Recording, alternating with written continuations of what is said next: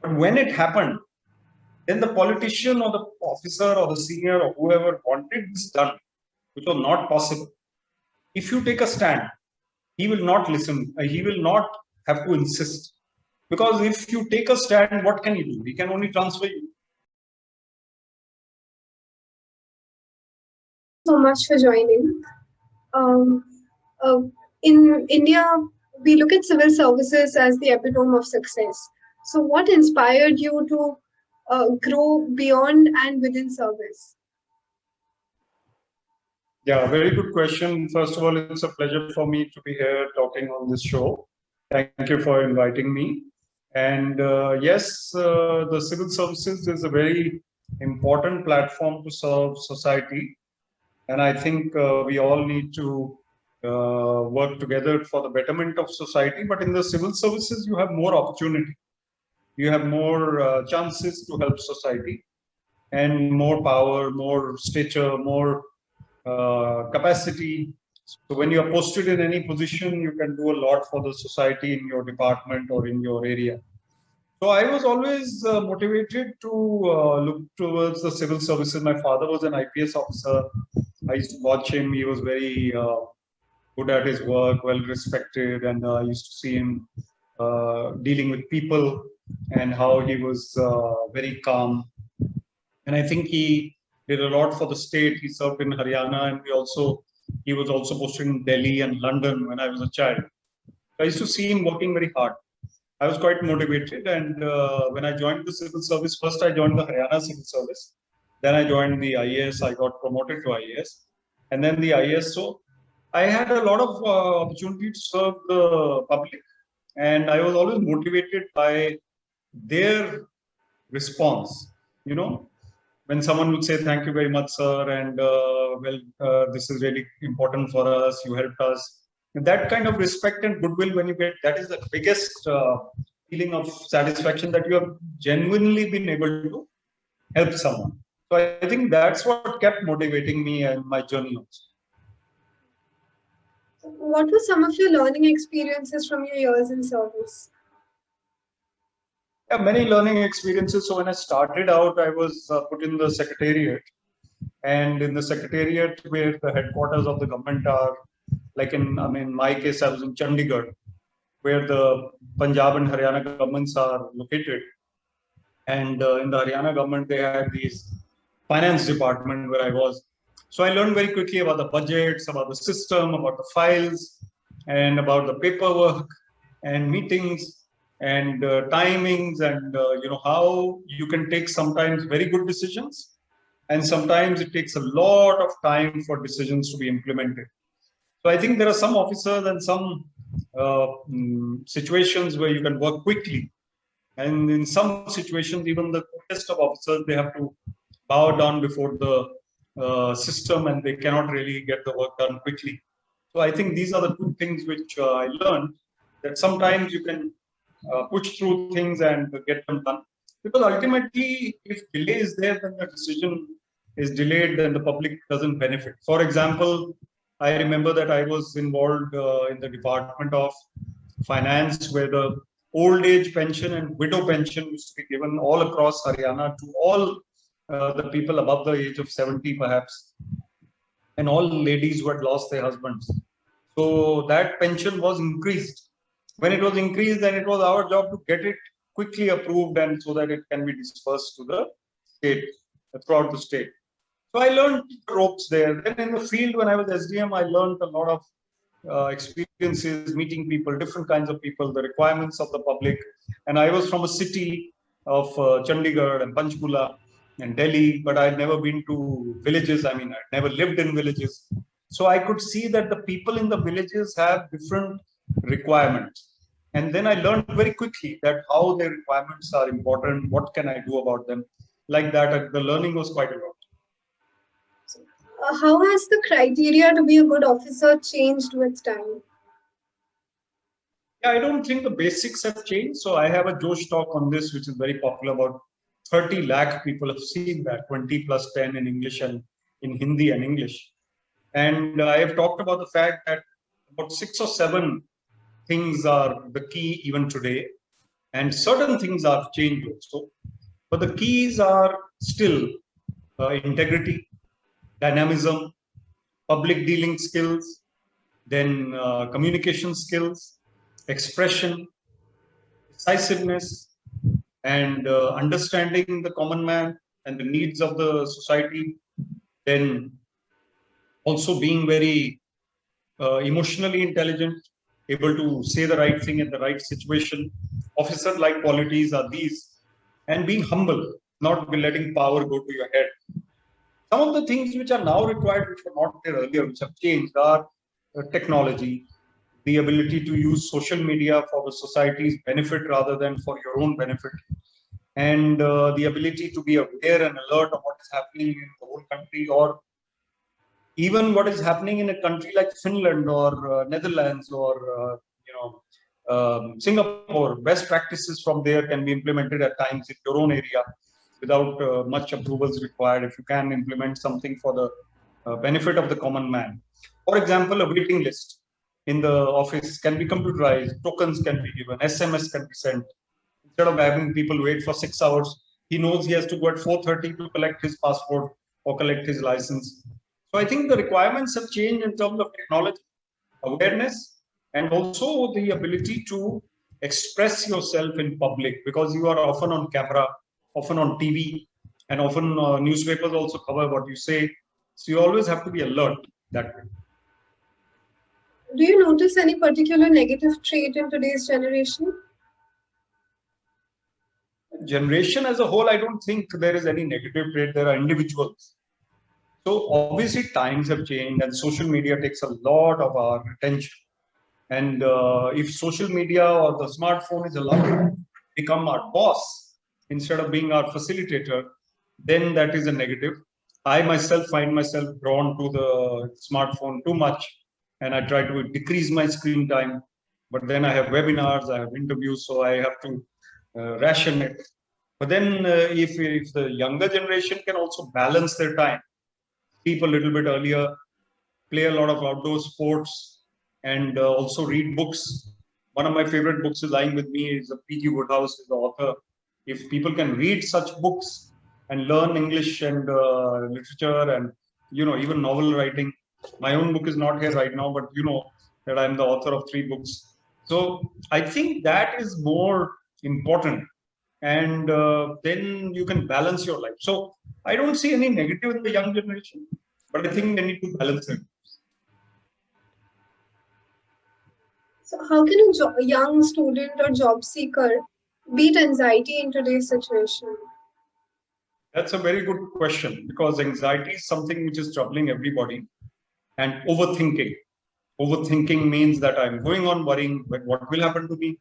Will I get through this exam? Will I qualify for that college? Will I get that job? Will I clear the interview? So I think overthinking and over expectation, and then peer pressure. So anxiety is the result of expectations and the result of trepidation and fear that this may not happen.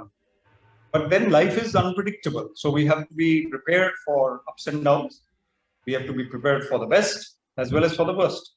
And everything that we want will not happen the way we want it. But then sometimes Amitabh Bachchan also said in KBC, he quoted his father. He said, if what you want happens, it's good. But if what you want doesn't happen, it's even better, because God has something else in plan for you. So that's possible. And we surrender to the will of the Almighty, but we try our best. So I think anxiety comes from overthinking. We need to work hard, but we need to leave the results to God and do our very best, but not expect that everything will go according to plan. If you are even-minded and if you are prepared for pluses and minuses, then you'll be fine. So, in bureaucracy, there's often a clash between your own ideas and the orders that you have to carry out. So, how does one deal with such a situation? Yeah, that's a very mature question. It's a very important question, because in bureaucracy, there are often such situations. I found in my career, because I can talk about myself, I found in my career that this didn't happen too many times. But when it happened, then the politician or the officer or the senior or whoever wanted this done, which was not possible. If you take a stand, he will not listen. He will not have to insist. Because if you take a stand, what can he do? He can only transfer you. He can only show you the way out and say that, okay, I don't want you in my department, you go to some other department. But if you do not, if you do not do what you should do, you listen to that politician and go out of the way, then it opens a Pandora's box. One mistake leads to another. Then you become pliable. Then you become somebody who's listening to the wrong messages and reports, and they're not going to benefit you in any way. So as a civil servant, you are in a permanent job. You cannot be shifted out or thrown out of that job. You can only be transferred to another posting. So I don't think a bureaucrat should go beyond a point in listening to anyone wrong. If the request is correct, can be done, do it. Otherwise, you have to politely say no. So this can't be done. Madam, this cannot be done. And they will not insist because they can't. They know that the IAS or the PCS or the IRS or whatever service you are in is a permanent service. They can't do anything. They will only get you transferred out. And that's okay. No problem. So life is often a game of choices. For someone who obviously cannot foresee his future, how does he know what a good choice is? Yeah, that's a deeper question. So I think what you need to do is to realize what the goal of life is. The goal of life is happiness. The goal of life is peace. The goal of life is internal victories, not outer victories. Because if you have problems in your mind, in your personality, you will feel, in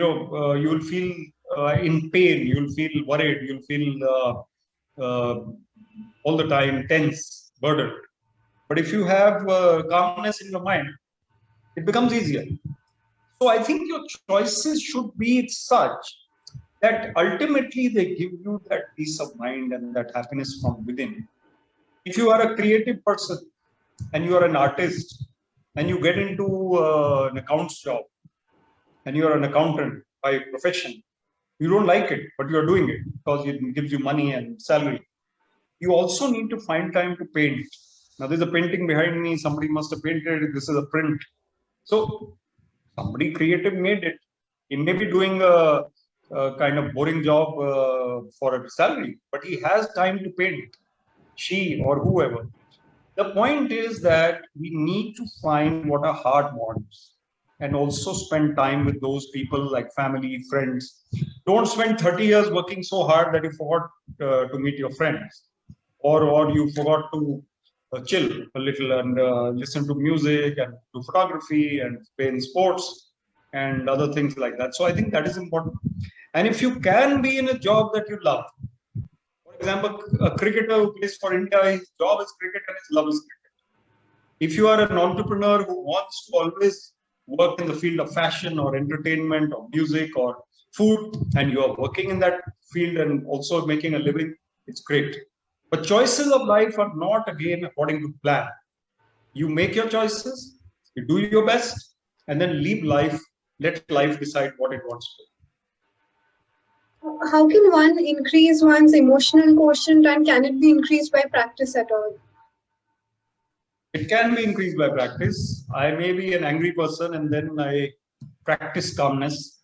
I practice meditation. I practice that. Even I was at one point of time, I'm a Scorpio by birth, so I may have been an angry person, and people are like that. And I used to lose my temper and then I would calm down after a while as a youngster. But now I'm pretty much not affected by things like that. So I practiced calmness. Calmness is your best friend because it helps you physically, mentally, spiritually. And your healthy body, mind, and soul will result from calmness. So I think you need to resist the temptation to be negative or have these negative tendencies. And if you practice being the opposite, it helps. For example, someone who loses his or her temper 6 times a day normally, 7 times a day, and the same things bother that person. The table has a speck of dust, people didn't clean it properly in the office, or the water is not cold enough or warm enough or whatever it is. Then you are getting upset and you're in a tizzy. is not important enough to lose your cool. These things are not worth it, because your own blood pressure is more important. Your own calmness is more important. That particular mistake which the person made, you are losing your cool unnecessarily. So when you start realizing these things, your emotional intelligence, your emotional quotient improves, and your calmness improves. And you start saying the right thing in the right time. And you don't blurt out things which you don't mean to say, and later you regret them otherwise. So you can definitely increase your emotional quotient, improve your emotional intelligence, if you realize and introspect and analyze, what are my shortcomings? How can I behave better? And you can. So I'll come to my last question now. What, according to you, is the foolproof mantra for success? I think there is a great mantra for success, and that is to win the battle within. And success is not money or power or fame. Success is conquering your own fears, your own anger, your own worries, your own shortcomings. So for that, I think we need to read more great authors, be inspired by them. We need to practice what we have learned, like we mentioned just a little while ago, we discussed emotional intelligence. Thirdly, I think we need to set aside goals which are doable and compassionate, and they help society. I think you're successful if you have been able to make others smile, if you have been able to bring some qualitative change to their lives and their hearts. And then you have that goodwill. So ultimately, success is happiness and goodwill. The money, the power, the fame which you have will not last. And it is not required after a certain limit. You don't need that bigger car if you have a car which works. So it's basically your own aspiration which has to be controlled, and you need to apply your energies in the direction that makes you truly happy and your family truly happy, and be a good human being. So it's a long answer, but this is the secret of success.